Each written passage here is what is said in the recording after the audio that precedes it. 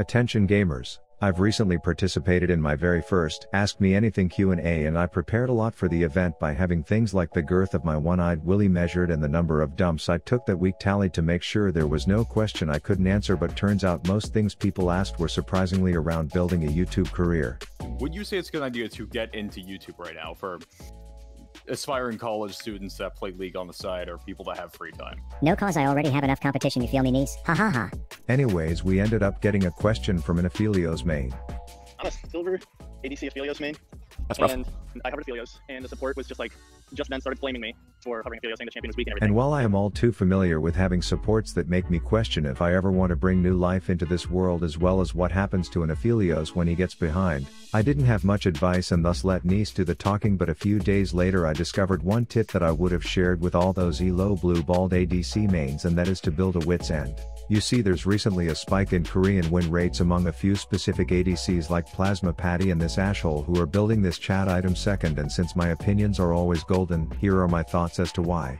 Attack damage and speed are the peanut butter and jelly to this I'm hungry and there's nothing to eat situation you put yourself in as an ADC, but then 50 magic resist is a megaton early, especially since we live in a world where magic damage is not exactly a good time to deal with. But the main pog face reason this is OP is the passive adding a little thickness to your right clickness as well as the pep to your step that you need to complete the kite, and if anyone remembers this Varus, a lack of kiting while fighting is not an optimal setup, so I tried it and noticed that every game once I Amazon primed myself one of these bad boys, the growth of my D almost came to an instant halt, not to draw a sad comparison to my real life, and this ultimately meant I wasn't going to spend my time in base like it's an ADC jail cell to which I've been arrested and thrown in. So what are you in for? Well, it's a complicated. Rav, you got one phone call. Babe, the other guys are asking what I did. I can't tell them the truth. I told you not to piss on that building. But I had to go. Just make something up, take details from one of those games you're always playing. You never shut up about Raid Shadow Legends, just use stuff from that, and talk in a deeper voice around them, it will help. Okay, he definitely won't be home for a while. Guess it's on. Yeah, so I got ratted out after raiding a castle. I run with an elite crew and we took all the guards out, then raided it for all its loot, but one of my own turned me in. Any idea which one turned on you? I have my guys looking into it, but my top 3 suspects start with Troggy, who's been with me from the beginning. He's seen the cut I get from our jobs compared to what he takes home, and I know there's some jealousy there, not to mention his skin's dry as hell, so he's always edgy. Then there's War Maiden. She dresses provocatively around me, and while my wife has warned me that her intentions aren't right, I always end up rationalizing why I should keep her around. And last is the new guy, this little bucket-headed twerp who is the updates. There's tons of quests and rewards available for simply joining a clan like mine. Not to mention other new stuff like champs and events just for being in the game, so I'll tell you what. When we get out of here I could use a new set of eyes to keep me on track. I have contacts that could hook you up, so keep it on the down low, but if you use my link in the description or scan my QR code I can get you shards, energy boosts, money, and your own epic assistant Konaru to help you out. Give it a try, you don't realize the thrill you are missing. Rav, the owner of the building you peed on, agreed to drop charges. You are free to go. Raid Shadow Legends. Alright, let's get right into it, Rav says in an unwavering voice almost 4 minutes into the video. I chose Curvy Karen here first game because Korean Kaisa is all the fuss apparently, and right away I'm fin to rub this age diff dick in their level 1 faces, so despite my W not being about it, we spill the blood that's called first. And then it's worth mentioning this brand had a stuffed animal of a statue when he was a baby, which taught him not to be afraid of them, and this presented a recurring problem for me. That said, a few seconds later Gargoyle Gary approached me with a full-blown contingency plan for his attack, whereas my strategy was to headbang my right click button, but the thing is I'm like Pavlov and these blue wizards are my dogs and I have conditioned them to kill my killers, muahaha, so it's an even trade. And speaking of conditioning things, remember when I said this brand's upbringing was a problem because dangerous objects are now permanently affiliated with things he could safely slobber on, and for the life of me I can't get him to understand that tower is bad. Tower bad brand. Like wildfire. No, like you're gonna fucking die.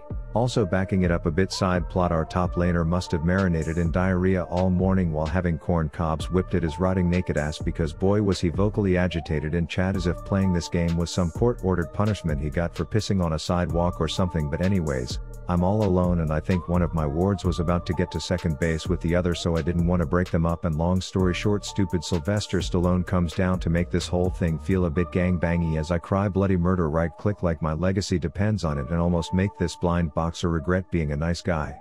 Then since this is silver and it's now 10 minutes and we decide that a quick rendezvous round 2 in the mid lane is the best use of all our time as my W scores a field goal before I follow up on the fire flabbergaster with a flurry of grapes for the kill. And a high elo mentor of mine once said that killing creeps results in LP leaps, but that dude didn't understand that when you are a hard-stuck hustler you cannot be absent for the early game. A Rams or tilt ensues and FF15s are birthed, so I come flying and firing my abilities at seemingly random targets with the focus of an epileptic fruit fly as I bait myself so hard my right hand gets jealous and then I press on, because I had like 4 guppies in my net and I'm not about to go home fishless as Lee out dumbasses me and we all say oompa over the 8 hundo I earn. Then we Cold War this shit for a bit as letting bygones be bygones is a saying that silver players ironically consider a bygone as my W queefs itself out the back door while I'm hoping this scissor simp gives the wrong person a crew cut so I can come in and plasmatify that ass. Then I guess the golden boy burn victim was up to do something stupid so he completes his turn quickly handing the dice to Fiora who then becomes the villain in an Indiana Jones-esque escape that dies during the chase. There's glowing graffiti on the drag wall which means time for everyone to sacrifice themselves for a cause called Cloud or some shit as my jungler plants a bush at the spot of our burning bitch man's death to commemorate him and then I escort this jerseyed Mike Mammoth Magnolia Rock in its quest to serve me up some Varys ass tartar. Blind Rocky Balboa comes in trying a save the day with a 12th round drop kick combo but I get shield swaddled by anorexic Jim which allows me to grape guzzle my way to the double. Then I'm all about slurping some turtle pie for dessert but I guess Jousting Jackie wanted to host tonight's I'm Late show as I position to play the role of the herd dog in this ratchet ass rift rundown to keep this fencing fuckwit from getting any ideas which gates her into I'm Doomsville long enough for Tan Tarzan to take the kill. This lets me get all the way to the end of wit which means I'm gonna be a swift bitch in fights as you see the obese chrome peacock get instant buyer's remorse on his ult, so needless to say he dead and his death is then sequeled by Sissy Tit Sweeney Todd. That said our ability to capitalize on this is about as good as a scribe whose shift key is unbound as we get shoved under our secondary statue is the scene for a little surprise Sonic shitter here for a sizable amount of stupidity with a self-sacrifice. Then she sells seashells by the seashore the shit out of the 2 remaining dumb bitches who are left more overextended than a pair of compound fractured elbows as my ult adds the final injury to insult to earn me membership into the 10 kill cult. Here's a joke I've been working on. 2 purple AD carries walk into a bar. One had weird alien wings and the other got fucked. End of joke. Now please see Exhibit K entitled, Wits End makes my autos adrenaline enema my pink coochie a-hole so this fat clash day pigeon doesn't stand a chance in hell of escaping the magenta madness oozing out of my orifices. Then the punch muncher with biological perception problems makes the mistake of chasing Tarzan through a jungle as me and Woody have a skill shot missing contest and somehow both win. Okay, there was actually a second part of the joke because those 2 purple ADCs did reunite later in the forest and the same one got fucked hahaha end of joke but then Frosted Tips with the giant snips tries to groom my pubes so I say I'll pass on that gas and slap the pissy plant to safety. Then we all work together to reenact a supercuts on the south side at noon on a Saturday aka overwhelming the shit out of the barber till she dies so that we can storm the base, and you may think I was oblivious to the fact that I was positioned worse than a fresh pack of gum on a grade school field trip but I actually just wanted to exploit the fact that Riot has introduced the entire fucking plot of Easter Sunday into the passive of one ability of one champ. So I resurrect to which my killers are like Jesus Christ and I'm like I guess technically you can call me that but it's not gonna stop me from avenging my own ass as I nab the double and finish off game 1 in a way you could say the enemy team was at wit's end with the outcome of this game. So I nab a date with Legolas's wife for a second, hoping to have permafrosted flake breath over all these shitters and I guess the prom gown my morgue could be placed in the same category as Khaleesi's milkshakes because damn did it bring all the boys to the yard. The yard being overextended under tower as my flat-chested overlooked ass grumpily guns down the Morgue horn dogs. Then cause I'm like a pro-elite mastermind when it comes to the tactics of tilt I am already crafting a devious plan to make these ass-mongers want to get matching FF15 tattoos as I even walk the walk by leashing Gromp until my brain-dead bride ruins the fucking plan by deciding to die all alone. But it's chill because a minute later when I see that Project Obama snuck out without his Secret Service men I place an order for a giant ass ice sculpture to be delivered. Don't think I didn't see that poor excuse for a Q morgue, you dumb slut. And while her skill shots continue to live life wondering what the touch of a man feels like we team up to make this ambitious glad quite sad as his bitch bubble fails to deter me from looking at this bloody bride and saying, it's bondage time baby as we go full swingers and I tell her Gerard Butler is hers I want the Pulsefire president to myself. But then I am just looking at the shop saying my precious at things I want to buy, rubbing them with my cursor a bit when I hear that I am missing the unforgettable event of Morg hitting her first Q ever, so I sent the ice sculpture in to make Rift Alexa think my ass was actually there. Hashtag get outplayed you idiot announcer. I was like 3 blocks away minimum. Now at the risk of copyright, please accept my solo performance here to provide musical commentary to this Pantheon's next play. Cause you had a bad day. You're taking one down. You sing a sad song just to turn it around. You say you don't know. You tell me don't lie. Cause you had a bad day. Anyways, we tracked down the winner of the Windshitter battle. Our Yasuo was like 0 and 14 Omega lol, and then I'll be told I really started to feel bad for this super sad lad, cause if I ever died this much, I'd be 1 giga mad lad.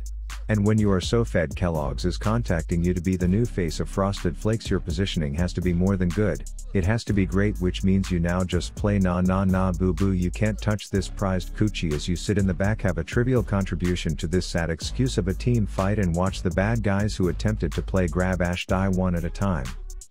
To which Pantheon pleads with me to keep this game off the record. So Beverly, since I know you are watching, let's keep the fact that my copy of the Kama Sutra is literally stained in your sweat between us, as your son Mr. Worldwide is better off not finding out about us. I mean, it's bad enough he had to support an ADC who was about as useful as a one-legged man in an ass-kicking competition. Anyways, a little surprise Guardian of the Sands shit stain appears, to which I send him away, but I know when to back off, unlike our flaming moron who throws like a freaking girl. And in case you want to know how cool of a homie I am, just an update on how bummed my friends are when they can't play with me. No big deal, I literally poop perfume, it smells so good. But lastly, I want to show how much a meme League of Legends is with these last 2 clips. My team loses a big fight and immediately the weak mental morons are trying to fucking forfeit in a close ass game, only for the very next team fight not 2 minutes later for us to win a big fight, prompting the other team to immediately FF. Like the average mental of a League player is so bad, there are probably so many close games where players on both teams are simultaneously trying to quit. It's honestly laughable. Couldn't be me. Rav out. Don't fuck with Rabby boy, I'm in your crib with the Blappy boy. Talk to me slick and I'm popping your pappy. If happy talk back, then I'm taking your Grammy, and boy oh boy I'll make her happy.